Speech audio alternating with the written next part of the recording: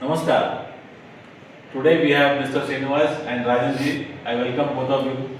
They are from Maratha Mahasangh and they are also doing a lot of business networking between Telangana, Andhra and Maharashtra. So welcome sir.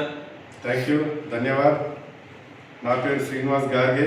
నేను Bharatiya Maratha Mahasangh national vice ప్రెసిడెంట్ని. ఈరోజు మా చిరకాల మిత్రుడు జగన్ బాబు గంజి గారిని వారి ఆఫీస్కి రావడం జరిగింది. ఎఫ్టామ్ని చూసి నేను చాలా ఇంప్రెస్ అయిపోయాను. దీంట్లో మేము కూడా భాగస్వామ్యం కావాలని అనుకుంటున్నాము.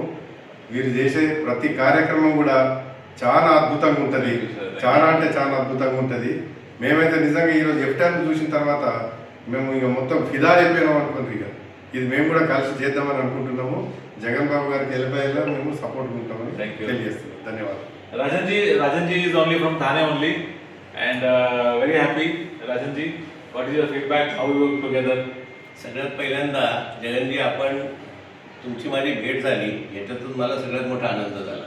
धन्यवाद. कारण काय झालं तुमचं जे काम आज आम्ही इथे बघितलं म्हणजे तेलंगणा, आंध्र, महाराष्ट्र याच्या लोकांना एकत्र आणून सक्षमीकरणाचं काम तुम्ही करताय.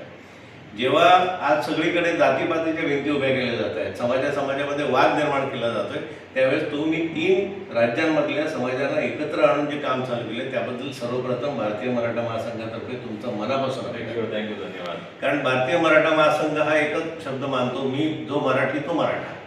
आमच्याकडे बाकी कुठला विषय नाही आणि आपण सगळेजण मिळून म्हणजे तुमचं काम बघून आम्हाला अतिशय आनंद झालाय. तुमच्या कामाला तर शुभेच्छाच, पण नुसत्या शुभेच्छा देऊन आम्ही थांबणार नाही, तर तुमच्या कामामध्ये सुद्धा आम्ही सहभागी होऊ आणि आता मिळून चांगलं काम करू. या तिन्ही राज्यातल्या आपल्या सगळे आपण शेजारी असलेले लोक एकत्र राहतो, गुण्यागोविंदाने राहतो.